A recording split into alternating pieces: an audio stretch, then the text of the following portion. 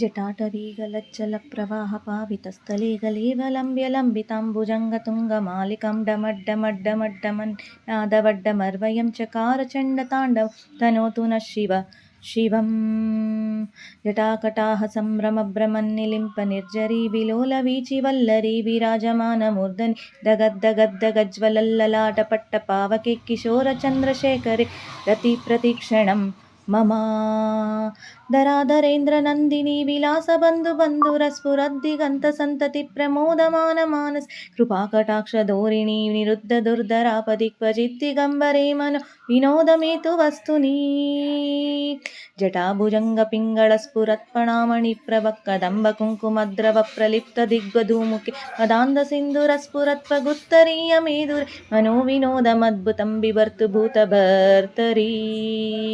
सहस्रलोचन प्रभृत्य शेषलेखशेखरप्रसूनधूलिधोरणी विदूसराङ्घ्रिपीठ भुजङ्गराजमालया निबद्धजाटजूटकश्रियैचिराय जायत चकोरबन्धुशेखरः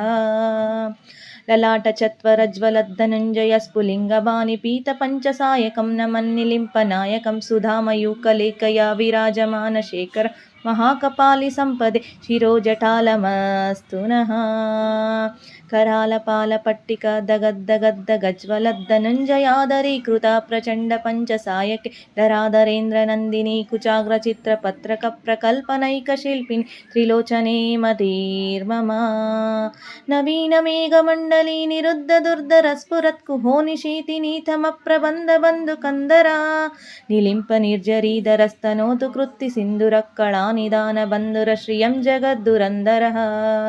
प्रफुल्लनीलपङ्कजप्रपञ्चकालिमप्रभ विलम्बिकण्ठकन्दलीरुचिप्रबद्धकन्दरं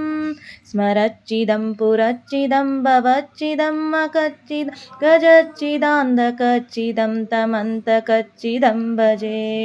अगर्वसर्वमङ्गलाकलाकदम्बमञ्जरी रसप्रवाहमाधुरी विजृम्भणा मधुव्रतं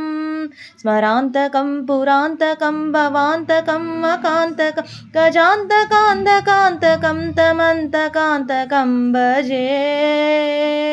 जयत्वदभ्रविभ्रमभ्रमद्भुजङ्गमस्वशद्विनिर्गमत्क्रमस्फुरत्करालपालहव्यं धिमिद्धिमिद्धिमिध्वनन् मृदङ्गतुङ्गमङ्गलध्वनिक्रमप्रवर्तितप्रचण्डताण्डव शिवा द्विषद्रिचत्रतल्पयोर्भुजङ्गमौक्त्रिकस्रजोर्गरिष्ठरत्नलोष्टयो सुहृद्विपक्षपक्षयो तृष्णारविन्दचक्षुषो प्रजामहि महेन्द्रयस्ममं प्रवर्तयन्मनः कदा सदा शिवं भजे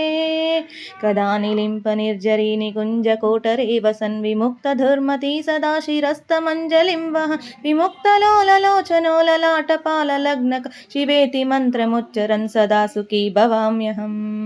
इमं हि नित्यमेव मुक्तमुत्तमोत्तमं स्तवं पठन् स्मरन् ब्रुवन्नरो विशुद्धिमेति सन्ततं